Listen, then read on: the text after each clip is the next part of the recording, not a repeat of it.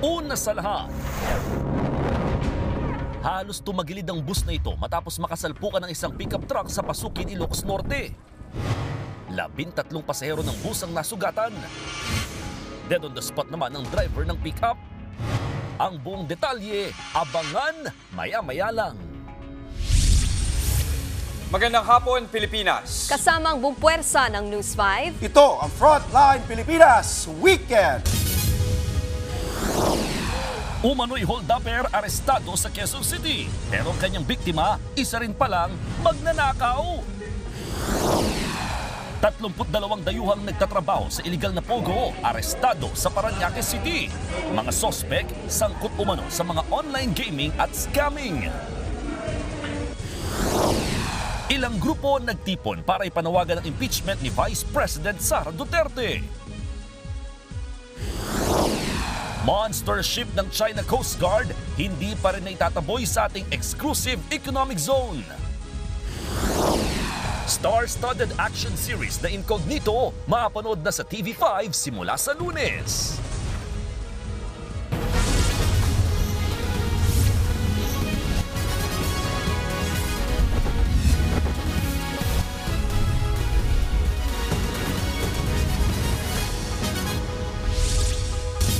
Arestado ang isang lalaki dahil sa pang-hold up sa Quezon City.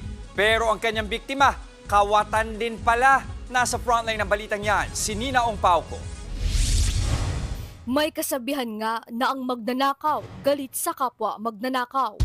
Ang lalaking ito, inaresto matapos niyang hold upin si Elias Jenny nitong Huwebes ng umaga. Bukod sa reklamong pang-hold up, nakuhanan din siya ng 3 pakete ng hinihinalang shabu at kutsilyo. Ang siste, ang nagrereklamong si Elias Jenny, na pag-alaman na rin isa palang kawatan. Nasapul siya sa CCTV sa isang eskinita sa Barangay E. Rodriguez sa Quezon City. May dumating naman na 2 kalalakihan na ang complaint naman niya is pinasok daw yung bahay nila at kinuha yung 4 na cellphone.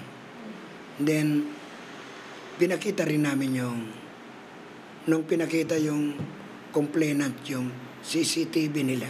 Nakita ko yung mukha niya sa CCTV at positive na siyang kumuha.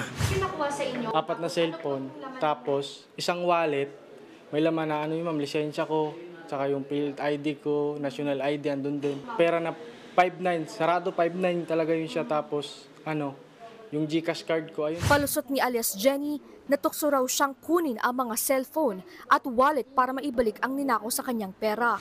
Ang inamin ko po kasi na dumaan po ako tapos po para pong pumasok sa isip ko na uy, may cellphone para pong gumanon. Para po naisip ko na naalala ko po yung 19K ko. Baka po pag inano ko, maipon ko po ulit. Inamin din niyang ibinenta niya sa tutuban ang kinuha niyang 4 na cellphones. Maharap siya sa reklamong pagnanakaw ang suspect. Nagbabalita mula sa Frontline, Nina Ong Pauco, News 5. Samantala, arestado ang 2 lalaking nagbebenta umano ng ilegal na droga sa Quezon City. Dati na raw nahuli ang mga sospek sa kaparehong reklamo. Nasa frontline ng balitang yan, si Nina Ong Pauco. Hindi na nakapalag ang 2 lalaking ito sa isinagawang buy-bust operation sa Barangay E. Rodriguez sa Quezon City. Pasado alas 12 kaninang madaling araw, nang hulihin sina alias Makmak, 35 anyos at alias Raymond, 36 anyos. Nasabat mula sa mga sospek ang nasa 8 sachet na hinihilalang shabu. Nagkakahalaga raw yan ng mahigit 20,000 piso. Ayon sa mga opisyal ng barangay, matagal na nilang minomonitor ang iligal na aktibidad ng 2 sospek at kasamahan nito. Nahuli na raw ang mga sospek sa kaparehong reklamo. Gumamit sila ng plea bargaining sa korte para pansamantalang makalaya. Pero ngayon, dahil inulit nila, ako mismo, susulat na ako sa korte. Nagbebenta rin umano ng iligal na droga ang mga sospek at dumarayo pa ang kanilang parokyano. Actually, yung nakikita ko sa CCTV ko, iba-ibang tao yung pumupunta rito. Pero kailangan mo lang ipagbigay sa kapulisan dahil sila yung may karapatan kung paano nila huliin ang mga nasabing subject natin sa droga. Tumanggi magbigay ng pahayag ang mga sospek. Maharap ang dalawa sa kasong paglabag sa Comprehensive Dangerous Drugs Act of 2002. Nagbabalita mula sa Frontline, Nina Ongpauco, News 5. Sinalakay ng mga otoridad ang isang gusali na may iligal na operasyon ng Pogo sa Parañaque City. Arestado ang 32 foreign nationals, 20 sa mga nahuli ay Chinese, habang 11 ay Malaysian at isa ay Cambodian. Ayon sa Bureau of Immigration, sangkot daw ang mga dayuhan sa online gaming at scamming operation. Nasa kustodya na ng NBI ang mga dayuhan at pinoproseso na ang kanilang deportation. Sa ibang balita, posibleng sa susunod na linggo na ideklara ang Food Security Emergency for Rice para mapababa ang presyo ng bigas sa merkado. Ayon sa grupong Sinag, tila pag-amin daw ito ng gobyerno na palya umano ang pagpapababa nito ng taripa sa bigas. Nasa frontline ng balitang yan, si JC Cosico. Sa gitna ng tumataas na presyo ng bigas, posibleng ideklara na ng Department of Agriculture ang Food Security Emergency for Rice sa Miyerkules, January 22. Sa Lunes, inaasahang matatanggap ng DA ang rekomendasyon ng National Price Coordinating Council o NPCC ukol dito. Suportado rin ni Pangulong Bongbong Marcos ang Food Security Emergency Declaration. Sa pamamagitan nito, mailalabas na sa merkado ang buffer stock na bigas ng National Food Authority na inaasahang makakatulong sa pagpapababa ng presyo ng bigas. Sa ngayon, nasa 300,000 metric tons ang nasa warehouse ng NFA. Paliwanag ng DA, may dalawang basihan sa pagdedeklara ng food security emergency sa ilalim ng inamyendahang rice tarification law. Una, kung may kakulangan sa supply ng bigas na hindi naman problema sa ngayon sa dami ng rice imports natin. At pangalawa na siyang pinakanaging batayan, yung extraordinary o hindi pangkaraniwang pagtaas sa presyo ng bigas. Marami na raw kasing ginawang hakbang ang pamahalaan para mapababa ang presyo nito, gaya ng pagbaba ng taripa sa imported rice sa 15% mula 35% sa ilalim na Executive Order 62, pati programa sa katiwa. Pero sabi ng DA, despite all of this, nananatiling elevated. Bagamat meron tayong nararamdamang pagbaba, but not to the level that we are expecting it to decrease. Sa ngayon, naglalaro sa 44 hanggang 65 pesos ang kada kilo ng imported commercial rice at 40 hanggang 63 pesos ang kada kilo ng local commercial rice, depende sa klase sa Metro Manila. Ang ilang mamimili gaya ni Ana, dumidiskarte muna sa pagbili ng bigas. Hanggang 5 na lang. Dati 10, 20, ganyan, kilo. Ngayon cannot afford talaga. Kasi? Masyadong mahal. Suportado naman ng grupong Samahang Industriya na Agrikultura o SINAG ang deklarasyon na food security emergency. Pero tila pag-amin din daw ito na failure o hindi nakatulong ang binabaang taripa sa pagpapababa ng presyo ng bigas. Kaya hirit nila, dapat na ring irekomenda ng NPCC sa National Economic and Development Authority o NEDA na bawiin ang EO62 at ibalik ang 35% na taripa. Para yung pondo na nawala, around 16 billion, ay ibalik sa government para yung pondo na balibikot sa tariff collection, diretsong mag-benefit ang farmers. Nagbabalita mula sa Frontline, JC Cosico, News 5. Sa ibang balita, nananawagan ang ilang grupo sa Kamara na aksyonan na ang mga impeachment complaint laban kay Vice President Sara Duterte. Pero para kay President Bongbong Marcos, hindi ito praktikal na isulong sa ngayon. Nasa frontline ng balitang yan, si Elaine Fulgencio. Impeach Sara Duterte! Impeach! Yan ang sabay-sabay na sigaw ng iba't ibang grupo sa harapan ng EDSA People Power Monument sa Quezon City kanina. Ang kanilang panawagan, patalsikin sa kanyang pwesto si Vice President Sara Duterte. Matatanda ang 3 impeachment complaint nang inihain sa Kamara laban sa pangalawang Pangulo. Nag-ugat ang mga ito sa umano'y maanumalyang paggasta ni VP Duterte ng confidential funds ng Office of the Vice President at noong siya ay kalihim pa ng Department of Education. Kabilang sa mga nakiisa sa pro-impeachment rally si ACT Teachers Representative Franz Castro mula sa grupong Makabayan. Aniya, wala pa ring usad ang mga inihaing impeachment complaint laban kay VP Duterte. Dapat ito ay dalhin na kay Speaker ng Secretary General. As si Speaker naman, dahil 3 yung impeachment, i-endorse ito doon sa Committee on Justice. Nakiisa rin ang grupong magdalo sa pagtitipon para sa impeachment ng Vice Presidente. The ball is with the Congress naman eh. It's with the congressmen and the senators whether the process will push through. Ngayon may mga violations. We believe that there are violations of the Constitution. There may betrayal of the public trust, especially dun sa funds, tsaka sa mga disbursement of different funds, ganyan. Hindi siya sinasagot, she should be accountable for it. Nauna nang sinabi ni House Secretary General Reginald Velasco na hihintayin pa nila hanggang sa susunod na linggo kung mayroon pang maghahain ng ika-4 na impeachment complaint. Si Pangulong Bongbong Marcos naman naniniwalang problematic at hindi praktikal ngayon ang impeachment laban sa ikalawang Pangulo. Well, you know, JP is one of our best legal thinkers in the country. He is right. There is a consequence to, there will be a precedence. And it will be very problematic. Muling iginiit ni PBBM na hindi ngayon ang tamang panahon para isulong ito. Ayon naman sa kilalang malapit sa mga Duterte na si dating presidential spokesperson Salvador Panelo, tuloy pa rin ang impeachment pero hindi lang ngayon. Tuloy, kaya lang yun, medyo i-postpone muna natin. Postpone. Hindi masabi nila. Pero gano'ng interesado kasi takot yata na... Gano'ng katagal? Baka naman 2027 na. Kaya sila, pero tutuloy nila yan. Unless there will be a change of present dispensation. Nagbabalita mula sa Frontline, Elaine Fulgencio, News 5. Nakaburol na sa kanilang tahanan sa Rodriguez Rizal ang OFW mula Kuwait na naunang naipagpalit ang bangkay. Nanawagan ang pamilya ng domestic worker na imbestigahan kung may kapabayaan ang kanyang employer. Nasa frontline ng balitang yan, si Rainiel Pawi. 2 linggo ang lumipas matapos mamatay at mapagpalit ang bangkay. Naiburol na ang OFW mula Kuwait na si Jenny Alvarado sa kanilang tahanan sa Rodriguez Rizal. For me po is masaya kasi nandiyan na siya. Pero nalulungkot pa rin ako kasi umuwi siya nang wala ng buhay. Kahapon isinagawa ng NBI ang autopsy kay Jenny, alinsunod na rin sa hiling ng kanyang mga anak.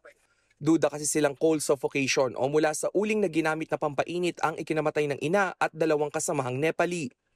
Nang inspeksyonin kasi sa punerarya ang katawan ni Jenny, tumambad ang mga pasa sa braso, binti at likod. Sabi suffocation lang!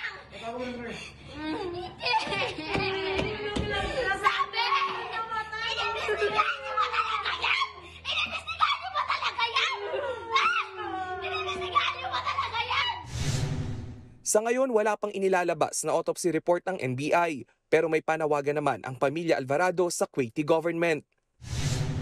Gusto ko pong maimbestigahan din po yung mga kasama niya sa Kuwait. Yung investigasyon po nila is sana may mapanagot. At sana hindi naman po sila maging bulag-bulagan sa nangyayari. Sana after nitong burol, ay sana hindi na siya maging kwento. Matapos ang insidente, pinag-aaralan pa ng DMW kung dapat bang magkaroon ng deployment ban ng mga domestic workers sa Kuwait. Sa tala ng DMW, higit 200,000 Filipino domestic workers ang nasa Kuwait. Kung kailangan higpitan pa, ay hihigpitan natin. At kung sa pagsusuri natin ay makakatulong ang suspension of deployment, ay gagawin din natin yan. Ang isa kasing sinasaalang-alang din natin, syempre, meron din kasing mga kababayan natin na ligtas naman ang kanilang employment. Nangako rin ng DMW sa pamilya Alvarado na sisiyasatin nila kung may kapabayaan ang mga employer ni Jenny sa kanyang pagkamatay. Hindi rin umano mag-aatubili na kasuhan ng mga ito ng gobyerno sa oras na makakalap ng sapat na ebidensya. Nagbabalita mula sa Frontline, Rainiel Pawid, News 5. Umami na ang sospek sa pagpatay sa isang Pinay na domestic helper sa Kuwait. Ayon kay Migrant Workers Secretary Hans Leo Kakdak, nakakulong na ang sospek na isang Kuwaiti national. Kinilala ang biktima na si Daphne na kalaban na Tubong Cagayan de Oro. Natagpuan siyang nakalibing sa bakuran ng sospek noong December 31. Mismong kapatid ng sospek ang nag-report ng krimen sa mga otoridad. Hinihintay pa ng ating gobyerno ang buong detalye sa kaso. Samantala, muling niradyohan ng Philippine Coast Guard ang tinaguriang monster ship ng China Ayon kay PCG spokesperson for West Philippine Sea, Commodore J. Tariela, nananatili sa loob ng ating exclusive economic zone malapit sa Occidental Mindoro ang monster ship. Paulit-ulit na raw itong pinakiusapan ng mga tauhan ng PCG sa BRP Gabriela na silang lumayo sa lugar. Giit ni Tariela, illegal ang pananatili ng China sa ating EEZ. Ang monster ship o CCG Vessel 5901 ang pinakamalaking Coast Guard ship ng China. Asahan ng maaliwalas na panahon sa malaking bahagi ng bansa ngayong weekend.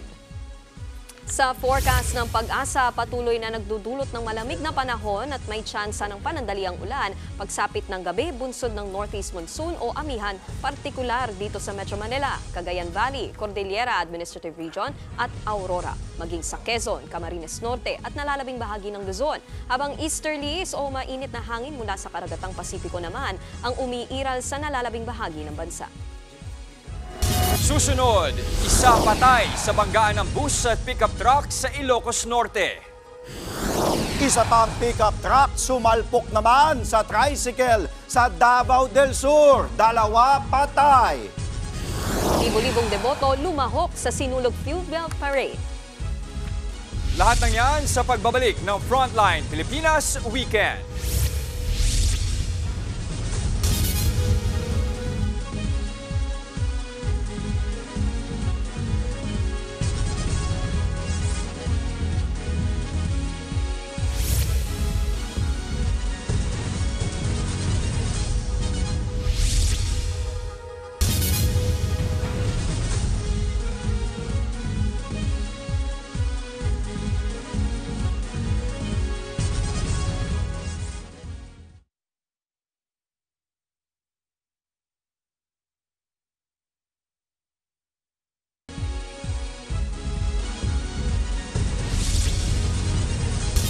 Dalawa patay sa salpukan ng tricycle at pickup truck sa Davao del Sur.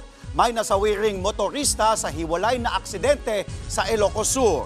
Nasa frontline ng balitang yan si John Aroa. Bumaliktad at nahulog sa mababaw na bangin ang pampasahirong bus na ito sa Pasukin, Ilocos Norte noong Huwebes. Yan ay matapos itong masalpukan ang isang pick-up truck. Hindi bababa sa 13 pasahero ang nasugatan. Habang ligtas naman sa aksidente ang driver na si Louie Ramos na residente ng Cagayan. Galing Tugigaraw City ang pampasahirong bus pero ang napuruhan ay ang driver ng pick-up na idineklarang dead on the spot. Pinangalanan ang biktimang si Noel Calivoso, isang nurse mula sa Banggi, Ilocos Norte. Halos madurog ang harapang bahagi ng minamaneho niyang sasakyan. Ayon sa investigasyon, nag-overtake ang pick-up sa pakurbadang bahagi ng National Highway sa Barangay Dilavo. Isa pang pick-up truck ang sangkot sa aksidente sa National Highway sa Hagonoy, Davao del Sur noong Miyerkules. Nalihis umano ang sasakyan at napunta sa ibang lane dahil sa basa at madulas na daan. Nasalpok nito ang isang tricycle na tumilapon at halos mawasak dahil sa lakas ng impact. Nasawi ang driver at isa sa 3 pasahero nito. Agad namang dinala sa ospital ang 2 sugatan, kabilang ang isang minor de edad. Pawang magkakamag-anak ang driver at mga sakay ng tricycle. Nagbabalita mula sa Frontline, John Arua, News 5. Kabi-kabilang sunog ang sumiklab sa Maynila at Cebu. Sa Sampaloc sa Maynila, isang hilera ng mga bahay ang nilamon ng apoy. Nasa frontline ng balitang yan si Rainiel Pawi. Nabulabog ang mga residente ng Barangay 456 sa Sampaloc, Maynila sa sunog na sumiklab pasado alas 5 na madaling araw kanina. Nilamon ng nagngangalit na apoy ang residential area na yan sa Hoxton Street. Umabot sa 2nd alarma ang sunog na idineklarang under control pasado alas 6 ng umaga. Inaalam pa ang danyos at dahilan ng sunog. Sa Dalaguete, Cebu naman nilamon ng apoy ang 2 bahay sa Barangay Konsolasyon. Nangyari ang sunog pasado alas 5 ng hapon. Nagsimula raw ang sunog sa bahay ng residenteng si Cueco Barret at umabot sa bahay ng kanyang tatay. Tumagal ng 1 oras ang sunog bago naapula. Hindi naman nadamay ang simbahan sa likod ng bahay ng mga Barret. Tinatayang aabot sa 1.6 million pesos ang halaga ng ari-ariang nasunog. Inaalam pa ang dahilan ng sunog. Nagbabalita mula sa Frontline, Rainiel Pawid, News 5. Sinagip ng Philippine Coast Guard ang 25 turista sa El Nido, Palawan. Pumalya kasi ang makina ng kanilang bangka kasama sa mga sinagip ang 3 tripulante nito. Agad nagkasa ng search and rescue operations ang Coast Guard matapos makatanggap ng tawag tungkol sa insidente. Dinala sa pinakamalapit na floating dock ang mga sakay ng bangka. Mga kapatid, tuloy-tuloy pa rin ang mga aktibidad sa Cebu sa pagdiriwang ng pista ng Senyor Santo Niño.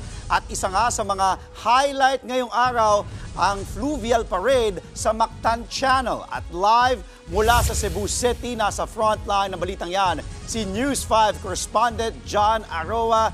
John, magandang hapon. Gaano ba karami ang sumali dyan sa Fluvial Parade sa Cebu?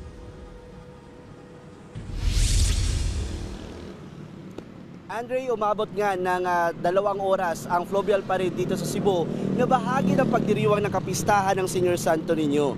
Ayon nga sa Coast Guard, umabot ng higit 8,000 mga deboto ang nakiisa sa prosesyon. Pasado alas 6 ng umaga kanina, sabay-sabay na naglayag sa Mactan Channel ang mahigit 300 bangka, sakay ang mga deboto. Ang imahe naman ng Santo Niño isinakay sa isang barko kasama ang imahe ng Birheng Maria at San Jose.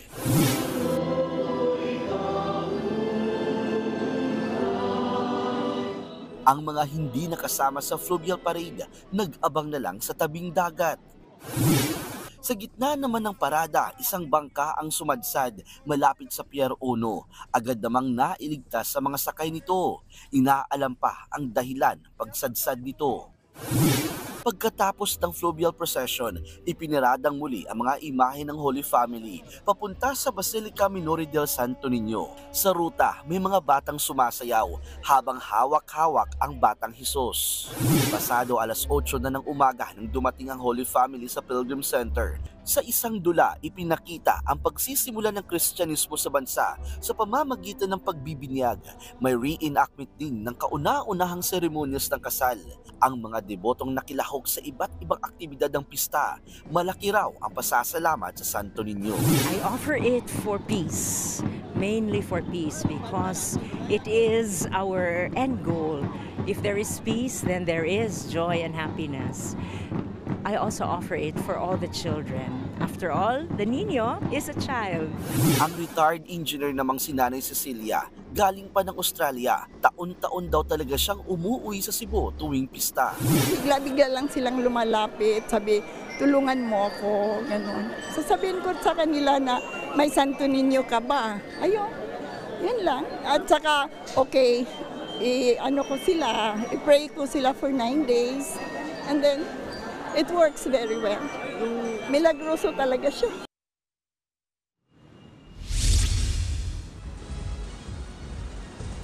Andre, katatapos nga lang ng Solemn Foot Procession dito sa Cebu, kung saan dinaluhan din ito ng libo-libong katao. At bukas na ang highlight ng event ng Sinulog Festival, kung saan ipagdiriwang ang Sinulog Grand Mardi Gras at Ritual Showdown, kung saan nadadalo din dyan ang cast ng Batang Quiapo.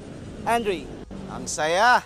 Sana nandyan din ako sa Cebu. Dyan, mag-iingat kayo dyan and enjoy. Daghang salamat, John Aroa. Idinaraos na rin bukas ang pista ng Santo Niño de Tondo sa lungsod ng Maynila.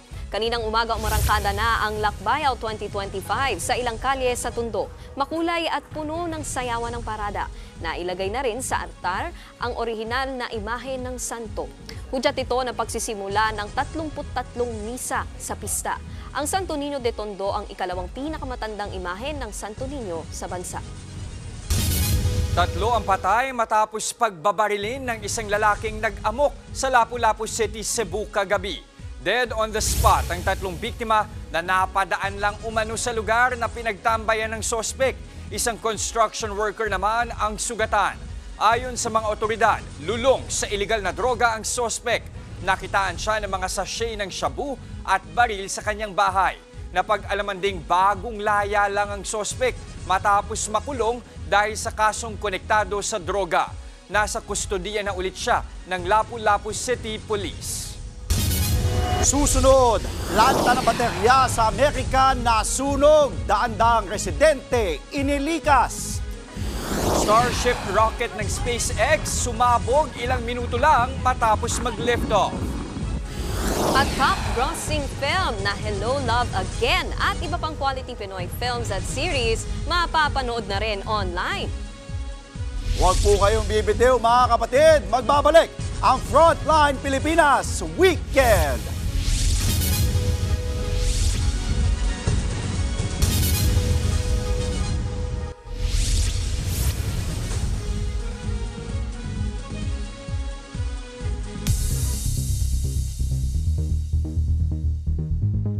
Nasunog ang isang planta ng baterya sa California sa Amerika. Nagsimula ang apoy sa energy storage facility nito. Agad na pinalikas sa mga trabahador ng planta. Gayon din ang ilang residente malapit sa lugar. Hinayaan na lang na masunog ang mga baterya at hindi binugahan ng tubig para hindi lumala ang sunog. Samantala, tinupok din ng apoy ang malaking bahagi ng isang mall sa Mexico. Hinihinalang pag-welding ang naging mitsa ng apoy. Nagdulot ito ng malawakang blackout sa lugar. Naapula naman ang sunog pero isa ang naitalang sugatan. Sumabog naman ang Starship ng space technology company na SpaceX. Kita sa video ang pira-pirasong debris ng sumabog na Starship sa bahagi ng North Atlantic Ocean. 8 minuto matapos itong ma-launch sa kalawakan, nawalan ito ng contact at saka sumabog. Ayon sa multi-billionaire businessman at CEO ng SpaceX na si Elon Musk, dahil umano sa tumagas na oxygen o di kaya'y krudo ang dahilan ng pagsabog. Ito na ang pang-7 flight test ng mega rocket.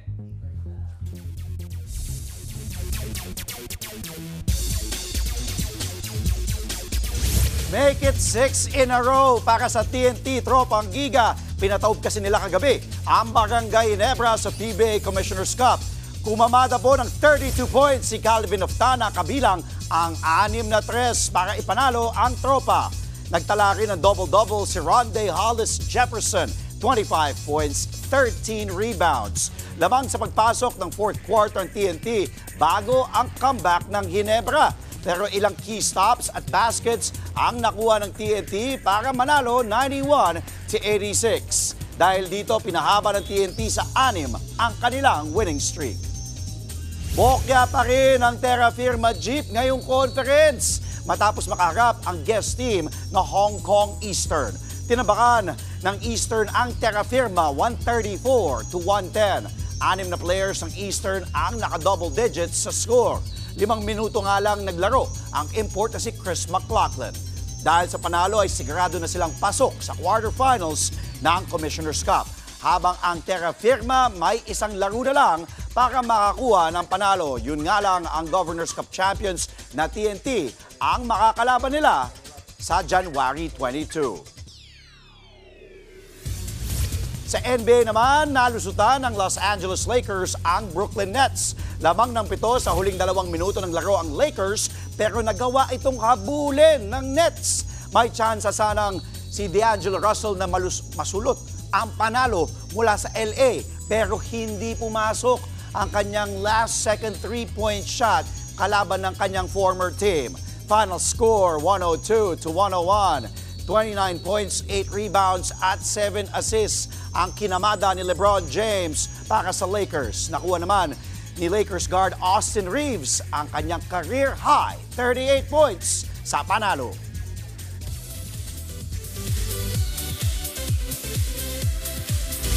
Good news naman sa mga hindi nakapanood o gusto ulit mapanood ang highest grossing Filipino film na Hello, Love Again.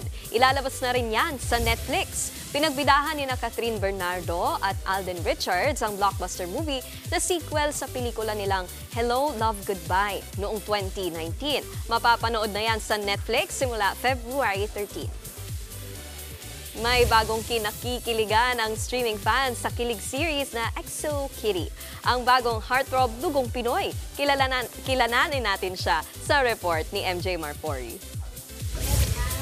Maging sa nangungunang Gen Z series sa mundo, Pilipino ang isa sa mga bida. Mabuhay! What's up? Kamusta ka? Kamusta? Oh my gosh, we're all so proud of you. And Anna, of course. Meet Anthony Kivan, ang heartthrob Iranian-Filipino na gumaganap bilang si Q sa hit Netflix series na XO Kitty. I wish I could have. My Lola makes the best lumpia, and if she was around I mean, she's still alive today, thank God. But what I'm saying is if we were filming around her, I would have had her bring it because I feel like that would have been perfect to share with everyone. One day. One day. Try this. One day, yeah. Kasama niya dyan ang bida na si Anna Cathcart na gumaganap bilang si Kitty Songkovy. Nag-trending ang serye at #1 ngayon ito sa Netflix dahil sa mga pasabog.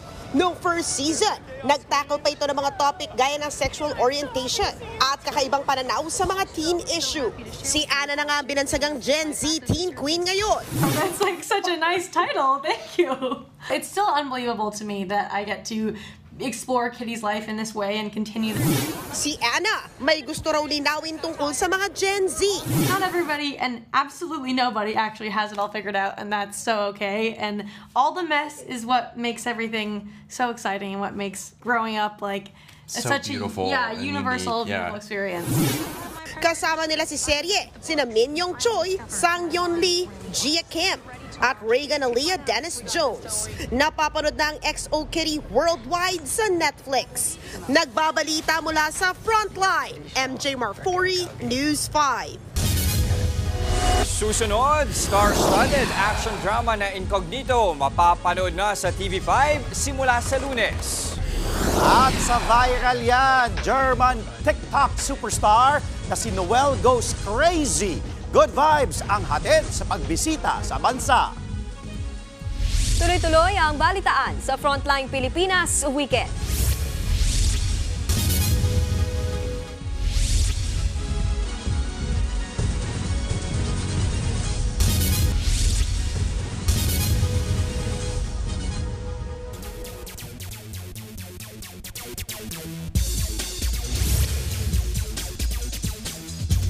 Para sa mga fans ng Capital One Solar Spikers, rumesback na si Trisha Genesis. Si Genesis ang latest spiker ng kupunan na nalaban sa pagbabalik ng PBL All-Filipino Conference. Makakasama niya ang tandem nila Roma May Doromal at Laila Cruz. Bago lumipad sa Solar Spikers, si Genesis naglaro siya para sa Next Led Chameleons last conference. Umaasa naman ang Capital One na malaki ang maitutulong ni Trisha sa team na kasalukuyang nasa 11th place. Bago maging pro, hinirang na Conference Most Valuable Player si Trisha sa PBL Collegiate Conference.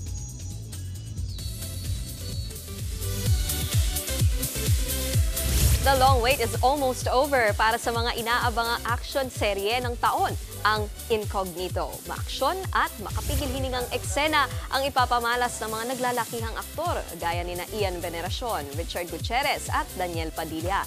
Kasama rin sa serye si Maris Racal, Anthony Jennings, Kyla Estrada at Baron Geisler. Unang tingin pa lang ng mga fans, mukhang exciting agad ang mga ganap sa serye. Mapapanood na yan dito sa TV5 simula sa Lunes, 8:45 p.m.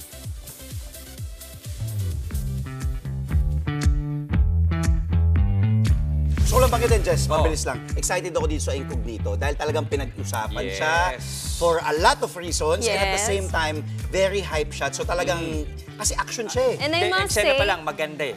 It looks well made. Talaga. Yes. So abangan natin Malaki yan. O ito, maiba tayo TikTok generation na ngayon eh. Kayo ba? Meron kayo? Nagtawanan kami, meron tingin ba na kayong lang TikTok kami. superstar? Una sa lahat, nagti-TikTok ba kayo? Una sa lahat, wala akong TikTok. Pero minsan naman yung TikTok content napapanood din sa Facebook Yes, o sa ibang platforms. Tama. Meron ba kayong naiisip na gusto ninyo? Ako basta gusto ko yung mga komedyante. Too many to mention. Kasi nasa Facebook. Marami yan. Facebook Okay, ako siguro dahil nahihilig nga ako sa pabango, si Noel Thomas siguro. Yung mga fragrance influencer. Ikaw? Okay. Ako si Juju Eats. Juju Eats. Foodie naman. Ito. Good vibes kasi ang atin ng isang German TikTok superstar sa kanyang pagbisita dito sa bansa. Panoorin nga natin.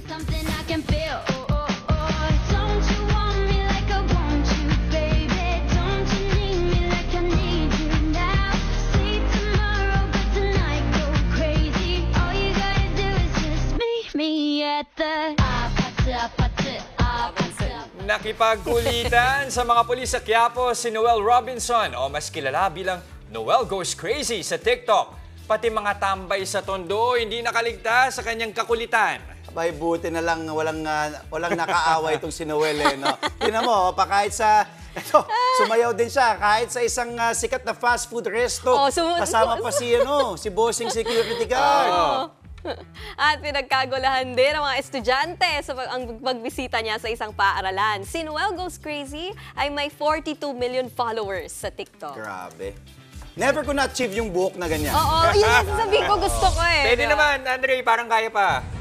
Palaguin muna natin. Palaguin muna natin. Tingnan natin. Kung meron man siguro, yung sana pumunta dito si Noel Goes Crazy, tapos gawin na lang natin yung mga sayaw-sayaw niya, yung mga ganon. Ang pangat tingnan pag ako parang tumatalon-talon lang Andre, pakibasa na. Tapusin na natin to. Pakibasa na, pakibasa na. Ayaw. At yan po ang mga impormasyong dapat ninyong malaman. Mga balita para sa may alam at may pakialam. Kami ang inyong mga kasangga sa Frontline Pilipinas Weekend. Ampun!